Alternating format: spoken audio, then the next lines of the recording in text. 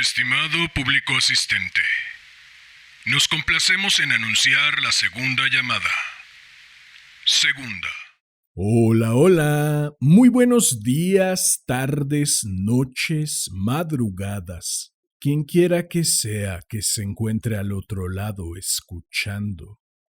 Queridos gatos locos, una vez más he llegado hasta aquí siguiendo hilos. Tras haberles leído El Chiquitín de Luigi Malerba, tras haberles leído Fausto de Ana María Matute, habría sido un delito imperdonable, al menos para mí, no seguir este hilo muchísimo más sutil, casi imperceptible quizá, pero presente, innegablemente presente. ¿Es eso o yo he perdido la cabeza otro poco más y he comenzado a encontrar cabos que según yo pueden atarse en donde simplemente no los hay? Es lo más probable. No me juzguen. No hay quien pueda mantenerse cuerdo en un mundo en donde solamente abunda la catástrofe y el hambre, la especulación y los disparates, las tazas y las toses, las cochinas toses. Es que estoy a nada de empezar a toser yo mismo. Y eso sería hacia ustedes, me temo, poco cortés de mi parte. Antes de que ocurra, mejor hagamos a un lado hilos y locuras, tazas y toses y demos paso a este cuento que, como ya es costumbre, dedico a mi madre por leerme cuando era niño, a mi padre por regalarme aquella radiocasetera, al niño que fui por combatir el aburrimiento con tanta creatividad, al hombre que soy por tomar este sueño entre las manos y trabajar para tornarlo realidad. Y por último, no por ello menos importante, a ti, quien quiera que seas y desde donde sea que me estés escuchando. Ha llegado la hora de correr el telón y de que empiece la función. Estimado público asistente, Damián Sastre presenta Los gallinazos sin plumas de Julio Ramón Ribeiro. Esta es tercera llamada. Tercera. Comenzamos.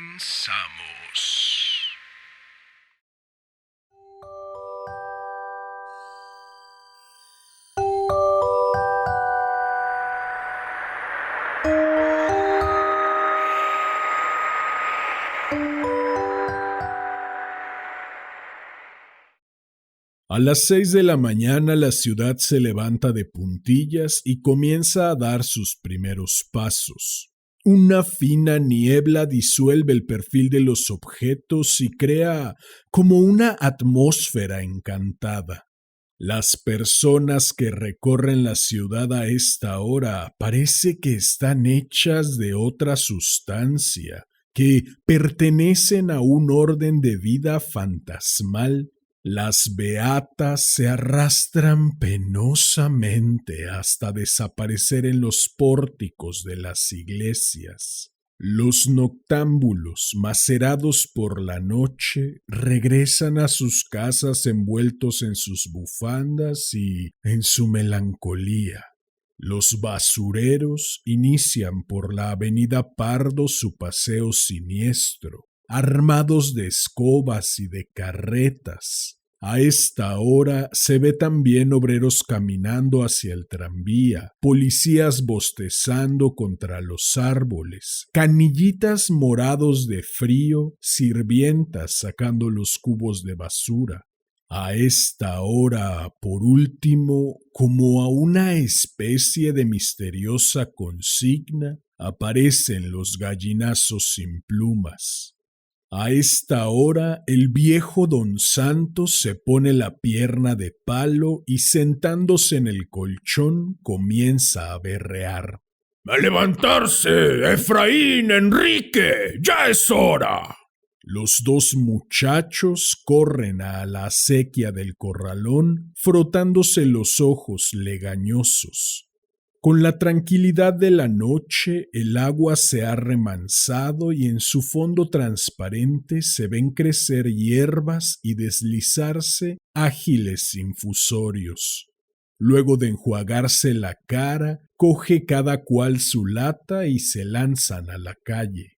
Don Santos, mientras tanto, se aproxima al chiquero y con su larga vara golpea el lomo de su cerdo, que se revuelca entre los desperdicios. Todavía te falta un poco, marrano, pero aguarda nomás, que ya llegará tu turno. Efraín y Enrique se demoran en el camino, trepándose a los árboles para arrancar moras o recogiendo piedras, de aquellas filudas que cortan el aire y hieren por la espalda. Siendo aún la hora celeste, llegan a su dominio, una larga calle ornada de casas elegantes que desemboca en el malecón. Ellos no son los únicos. En otros corralones, en otros suburbios, alguien ha dado la voz de alarma y muchos se han levantado. Unos portan latas, otros cajas de cartón, a veces solo basta un periódico viejo. Sin conocerse, forman una especie de organización clandestina que tiene repartida toda la ciudad. Los hay que merodean por los edificios públicos, otros han elegido los parques o los muladares, hasta los perros han adquirido sus hábitos, sus itinerarios sabiamente aleccionados por la miseria. Efraín y Enrique, después de un breve descanso, empiezan su trabajo. Cada uno escoge una acera de la calle. Los cubos de basura están alineados delante de las puertas. Hay que vaciarlos íntegramente y luego comenzar la exploración.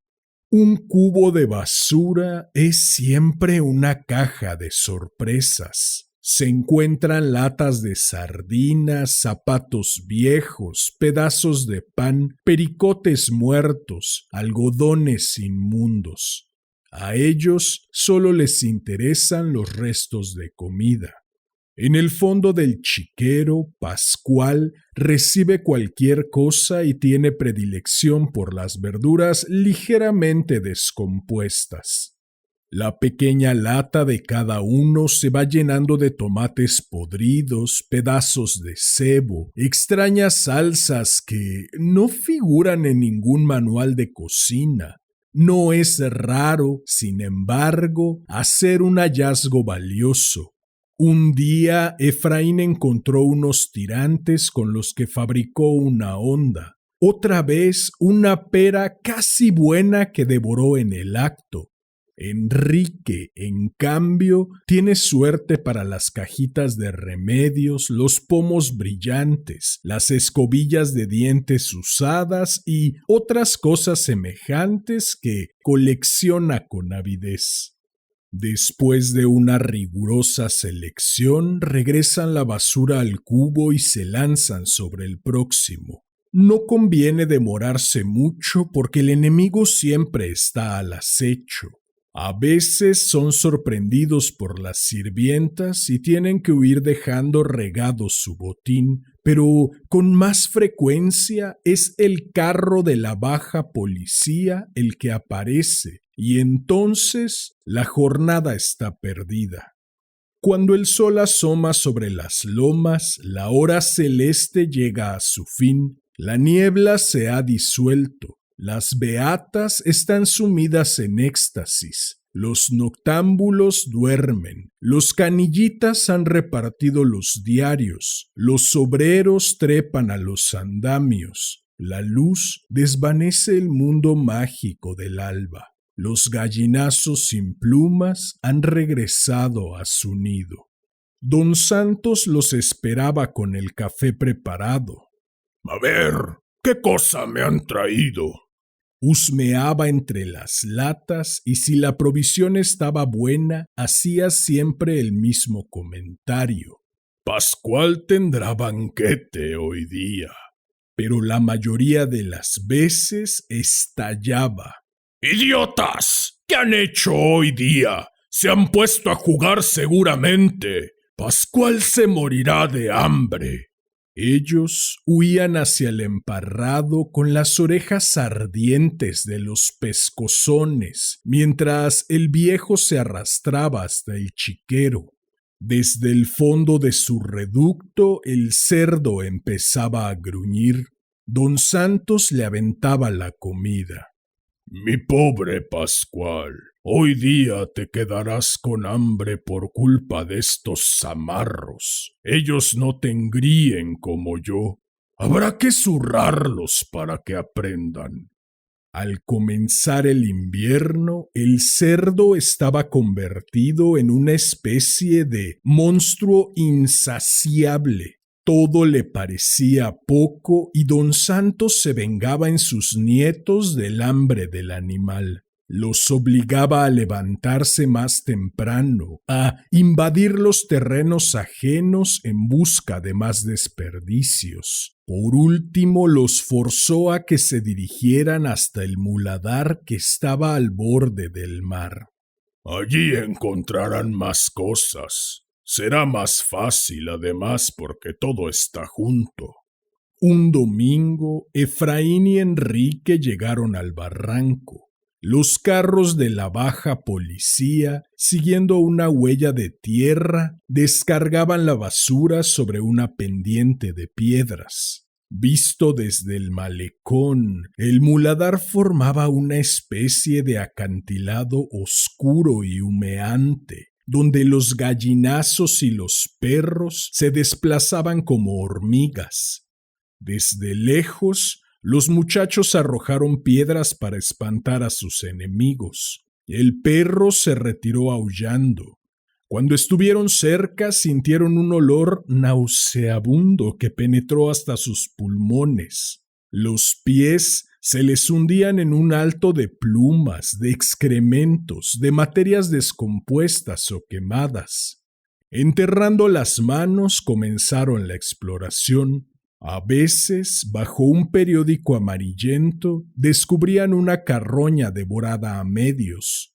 En los acantilados próximos, los gallinazos espiaban impacientes y algunos se acercaban saltando de piedra en piedra, como si quisieran acorralarlos. Efraín gritaba para intimidarlos y sus gritos resonaban en el desfiladero y hacían desprenderse guijarros que rodaban hacia el mar. Después de una hora de trabajo, regresaron al corralón con los cubos llenos.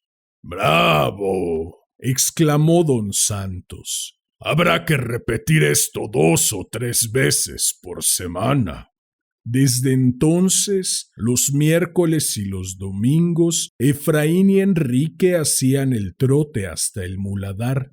Pronto formaron parte de la extraña fauna de esos lugares y los gallinazos, acostumbrados a su presencia, laboraban a su lado, graznando, aleteando, escarbando con sus picos amarillos como ayudándoles a descubrir la pista de la preciosa suciedad.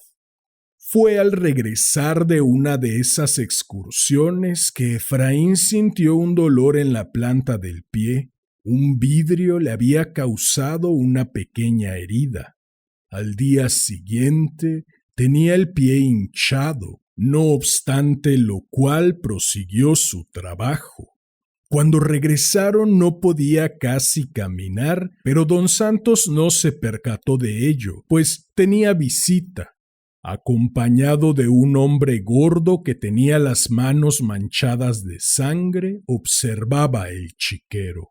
Dentro de 20 o 30 días vendré por acá, decía el hombre. Para esa fecha creo que podrá estar a punto. Cuando partió, don Santos echaba fuego por los ojos. ¡A trabajar, a trabajar! De ahora en adelante habrá que aumentar la ración de Pascual. El negocio anda sobre rieles. A la mañana siguiente, sin embargo, cuando don Santos despertó a sus nietos, Efraín no se pudo levantar. Tiene una herida en el pie, explicó Enrique. Ayer se cortó con un vidrio. Don Santos examinó el pie de su nieto. La infección había comenzado. Esas son patrañas. Que se lave el pie en la sequía y que se envuelva con un trapo. Pero si le duele, intervino Enrique. No puede caminar bien. Don Santos meditó un momento. Desde el chiquero llegaban los gruñidos de Pascual. ¿Y a mí? Preguntó dándose un palmazo en la pierna de palo. ¿Acaso no me duele la pierna? Y yo tengo 70 años y yo trabajo. Hay que dejarse de mañas. Efraín salió a la calle con su lata, apoyado en el hombro de su hermano. Media hora después regresaron con los cubos casi vacíos. No podía más, dijo Enrique al abuelo. Efraín está medio cojo. Don Santos observó a sus dos nietos como si meditara una sentencia. Bien, bien, dijo rascándose la barba rala y cogiendo a Efraín del pescuezo lo arreó hacia el cuarto. Los enfermos en la cama a podrirse sobre el colchón, y tú harás la tarea de tu hermano. Vete ahora mismo al muladar. Cerca de mediodía, Enrique regresó con los cubos repletos. Lo seguía un extraño visitante, un perro escuálido y medio sarnoso. Lo encontré en el muladar, explicó Enrique, y me ha venido siguiendo. Don Santos cogió la vara. Una boca más en el corralón. Enrique levantó al perro contra su pecho y huyó hacia la puerta. No le hagas nada, abuelito, le daré yo de mi comida. Don Santos se acercó hundiendo su pierna de palo en el lodo. Nada de perros aquí. Ya tengo bastante con ustedes. Enrique abrió la puerta de la calle. Si se va él, me voy yo también. El abuelo se detuvo. Enrique aprovechó para insistir. No come casi nada. Mira lo flaco que está. Además, desde que Efraín está enfermo, me ayudará. Conoce bien el muladar y tiene buena nariz para la basura. Don Santos reflexionó mirando el cielo donde se condensaba la garúa. Sin decir nada, soltó la vara, cogió los cubos y se fue rengueando hasta el chiquero. Enrique sonrió de alegría y con su amigo aferrado al corazón corrió donde su hermano. Pascual, Pascual, Pascualito, cantaba el abuelo. Tú te llamarás Pedro, dijo Enrique, acariciando la cabeza de su perro e ingresó donde Efraín. Su alegría se esfumó.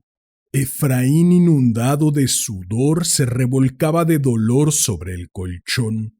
Tenía el pie hinchado, como si fuera de jeve y estuviera lleno de aire. Los dedos habían perdido casi su forma. Te he traído este regalo. Mira, dijo mostrando al perro. Se llama Pedro, es para ti, para que te acompañe. Cuando yo me vaya al muladar te lo dejaré y los dos jugarán todo el día. Le enseñarás a que te traiga piedras en la boca. ¿Y el abuelo? Preguntó Efraín extendiendo su mano hacia el animal. El abuelo no dice nada, suspiró Enrique. Ambos miraron hacia la puerta. La garúa había empezado a caer.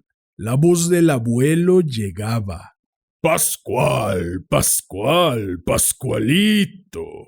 Esa misma noche salió luna llena. Ambos nietos se inquietaron porque en esta época el abuelo se ponía intratable. Desde el atardecer lo vieron rondando por el corralón, hablando solo, dando de varillazos al emparrado. Por momentos se aproximaba al cuarto, echaba una mirada a su interior y al ver a sus nietos silenciosos, lanzaba un salivazo cargado de rencor. Pedro le tenía miedo y cada vez que lo veía se acurrucaba y quedaba inmóvil como una piedra. Mugre, nada más que mugre, repitió toda la noche el abuelo mirando la luna. A la mañana siguiente, Enrique amaneció resfriado. El viejo, que lo sintió estornudar en la madrugada, no dijo nada. En el fondo, sin embargo, presentía una catástrofe. Si Enrique enfermaba, ¿quién se ocuparía de Pascual? La voracidad del cerdo crecía con su gordura. Gruñía por las tardes con el hocico enterrado en el fango. Del corralón de Nemesio, que vivía a una cuadra, se habían venido a quejar. Al segundo día sucedió lo inevitable. Enrique no se pudo levantar. Había tosido toda la noche y la mañana lo sorprendió temblando, quemado por la fiebre. ¿Tú también?, preguntó el abuelo. Enrique señaló su pecho que roncaba. El abuelo salió furioso del cuarto. 5 minutos después regresó. Está muy mal engañarme de esta manera, plañía. Abusan de mí porque no puedo caminar.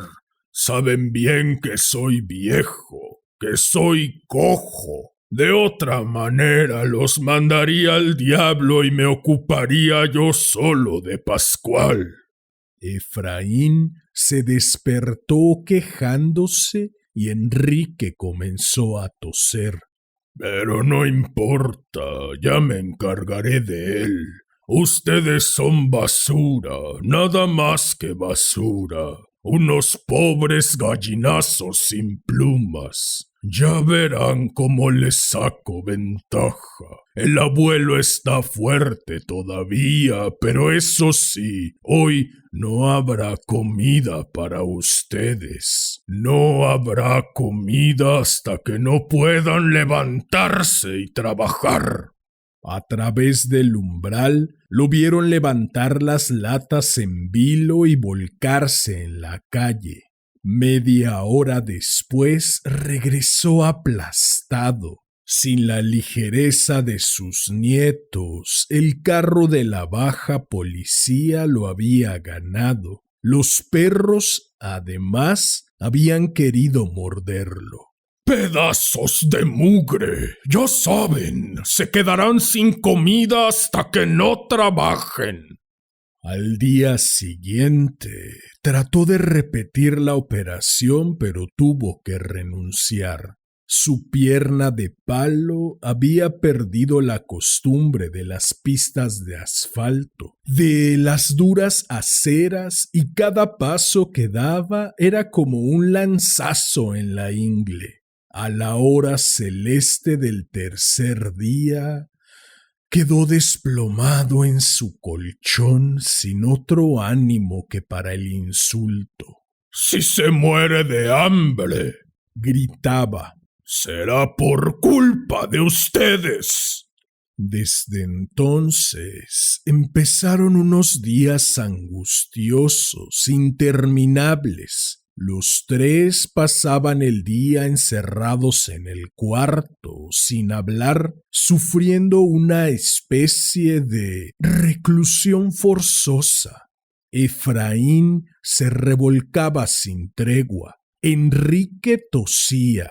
Pedro se levantaba y después de hacer un recorrido por el corralón, regresaba con una piedra en la boca que depositaba en las manos de sus amos. Don Santos, a medio acostar, jugaba con su pierna de palo y les lanzaba miradas feroces. A mediodía se arrastraba hasta la esquina del terreno donde crecían verduras y se preparaba su almuerzo que devoraba en secreto.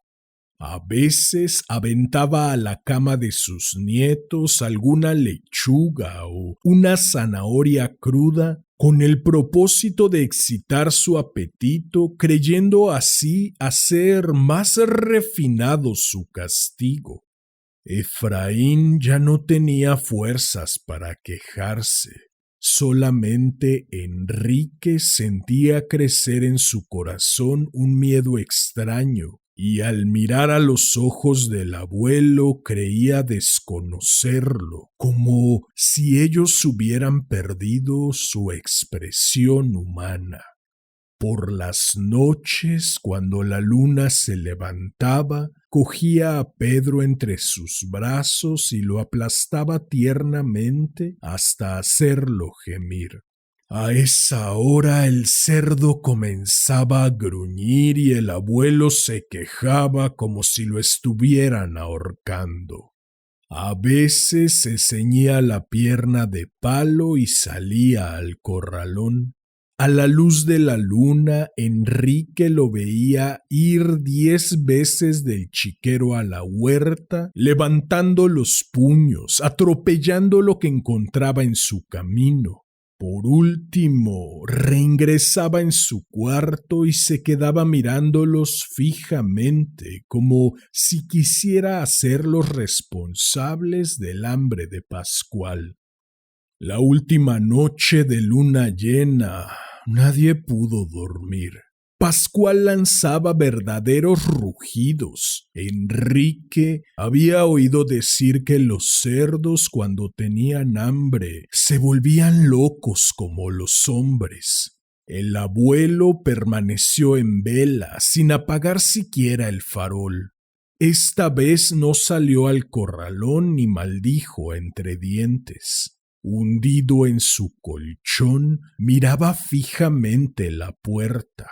Parecía amasar dentro de sí una cólera muy vieja, jugar con ella, aprestarse a dispararla. Cuando el cielo comenzó a desteñirse sobre las lomas, abrió la boca, mantuvo su oscura oquedad vuelta hacia sus nietos y lanzó un rugido. ¡Arriba, arriba! Los golpes comenzaron a llover. ¡A levantarse, haraganes! ¿Hasta cuándo vamos a estar así? ¡Esto se acabó! ¡De pie! Efraín se echó a llorar. Enrique se levantó aplastándose contra la pared. Los ojos del abuelo parecían fascinarlo hasta volverlo insensible a los golpes. Veía la vara alzarse y abatirse sobre su cabeza como si fuera una vara de cartón. Al fin pudo reaccionar. Efraín, no, él no tiene la culpa. Déjame a mí solo, yo saldré, yo iré al muladar. El abuelo se contuvo jadeante. Tardó mucho en recuperar el aliento. ¡Ahora mismo! ¡Al muladar! ¡Lleva los 2 cubos! ¡4 cubos! Enrique se apartó, cogió los cubos y se alejó a la carrera. La fatiga del hambre y de la convalecencia lo hacían trastabillar. Cuando abrió la puerta del corralón, Pedro quiso seguirlo. Tú no, quédate aquí cuidando a Efraín. y se lanzó a la calle respirando a pleno pulmón el aire de la mañana.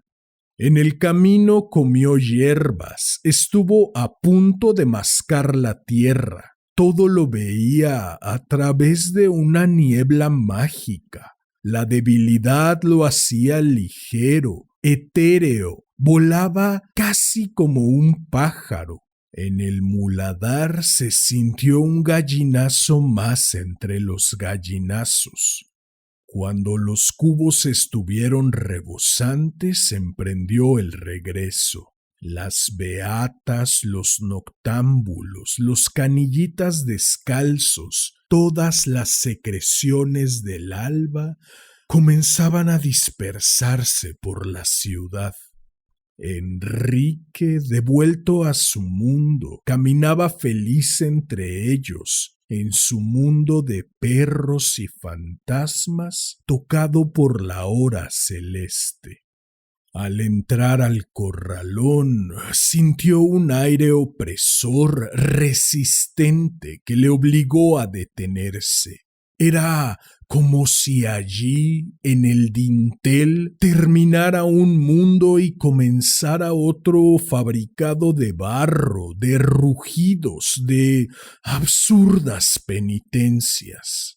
Lo sorprendente era, sin embargo, que esta vez reinaba en el corralón una calma cargada de malos presagios, como si toda la violencia estuviera en equilibrio a punto de desplomarse.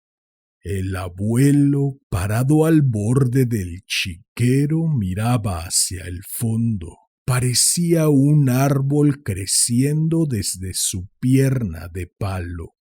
Enrique hizo ruido, pero el abuelo no se movió. Aquí están los cubos. Don Santos le volvió la espalda y quedó inmóvil. Enrique soltó los cubos y corrió intrigado hasta el cuarto. Efraín apenas lo vio, comenzó a gemir. ¡Pedro! ¡Pedro! ¿Qué pasa?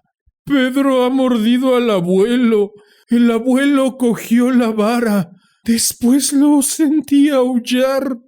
Enrique salió del cuarto. ¡Pedro! ¡Ven aquí! ¿Dónde estás, Pedro? Nadie le respondió. El abuelo seguía inmóvil, con la mirada en la pared. Enrique tuvo un mal presentimiento. De un salto se acercó al viejo. ¿Dónde está Pedro? Su mirada descendió al chiquero. Pascual devoraba algo en medio del lodo. Aún quedaban las piernas y el rabo del perro. ¡No! Gritó Enrique tapándose los ojos. ¡No! ¡No! Y a través de las lágrimas buscó la mirada del abuelo. Este la rehuyó, girando torpemente sobre su pierna de palo.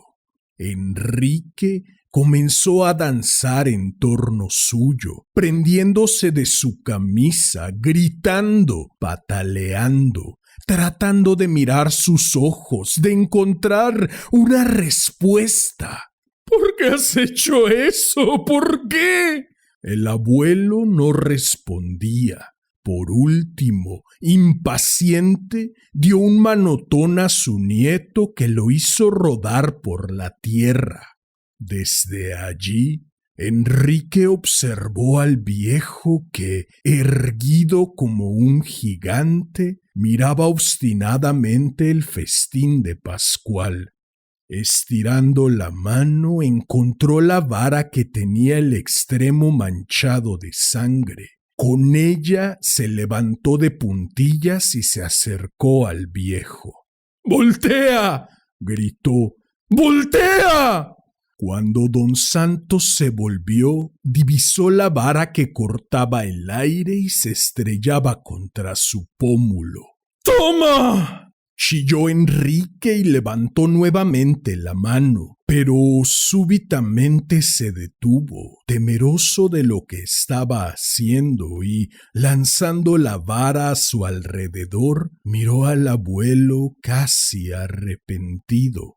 El viejo, cogiéndose el rostro, retrocedió un paso. Su pierna de palo tocó tierra húmeda, resbaló y dando un alarido se precipitó de espaldas al chiquero. Enrique retrocedió unos pasos. Primero aguzó el oído, pero no se escuchaba ningún ruido. Poco a poco se fue aproximando. El abuelo, con la pata de palo quebrada, estaba de espaldas en el fango. Tenía la boca abierta y sus ojos buscaban a Pascual, que se había refugiado en un ángulo y husmeaba sospechosamente en el lodo. Enrique se fue retirando con el mismo sigilo con que se había aproximado. Probablemente el abuelo alcanzó a divisarlo, pues mientras corría hacia el cuarto, le pareció que lo llamaba por su nombre con un tono de ternura que él nunca había escuchado.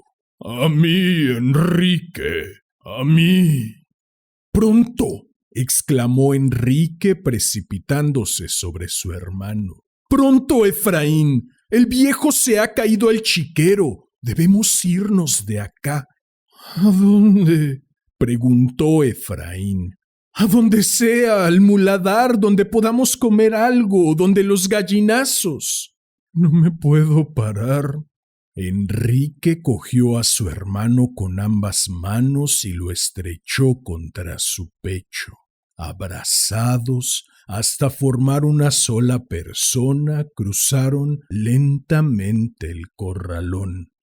Cuando abrieron el portón de la calle, se dieron cuenta de que la hora celeste había terminado y que la ciudad, despierta y viva, abría ante ellos su gigantesca mandíbula.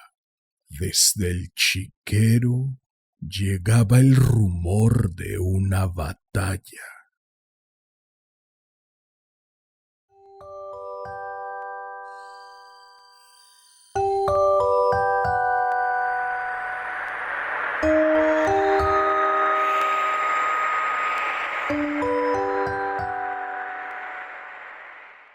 Bien, pues eso fue Los gallinazos sin plumas del maestro Julio Ramón Ribeiro. Espero que lo hayas disfrutado. Si fue así, agradecería enormemente que me ayudaras compartiendo, difundiendo.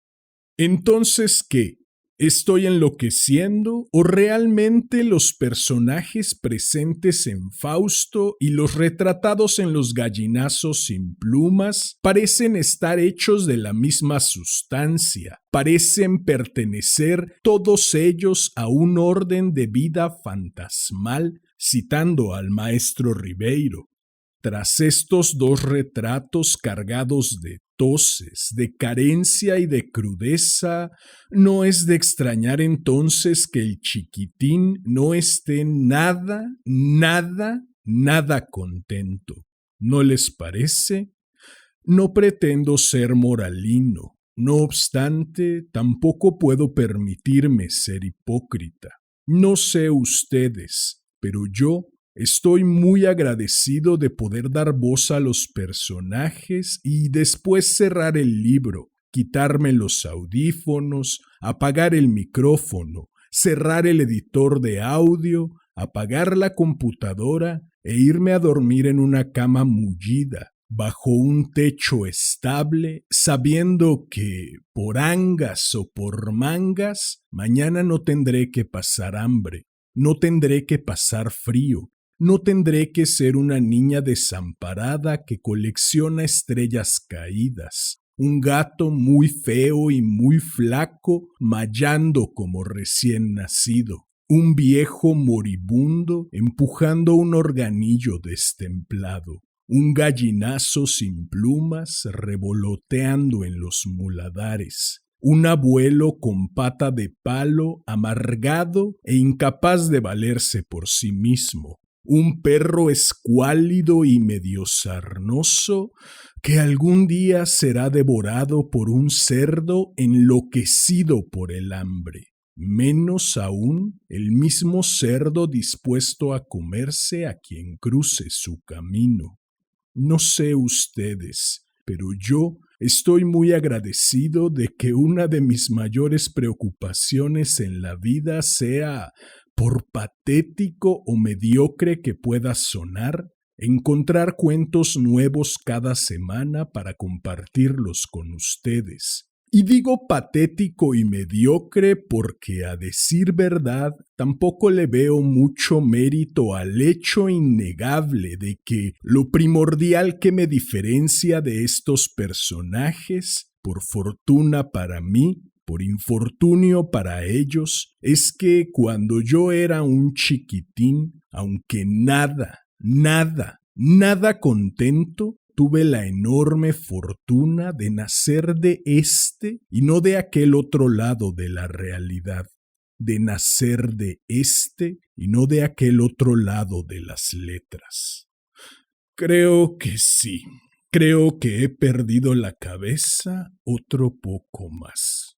Si tú también deseas seguir perdiendo la cabeza cuento a cuento, si deseas estar al tanto del contenido que publico, si deseas hacerme saber tu opinión sobre esta nave de los gatos locos o si deseas sugerir un cuento para cualquiera de las dos secciones de este hermoso, sensual y exquisito podcast.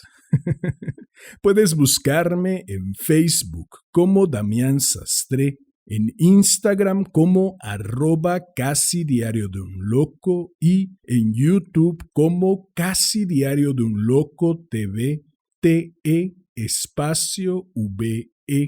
Si llegaste hasta aquí, como ya es costumbre, agradezco inconmensurablemente tu valiosísimo tiempo.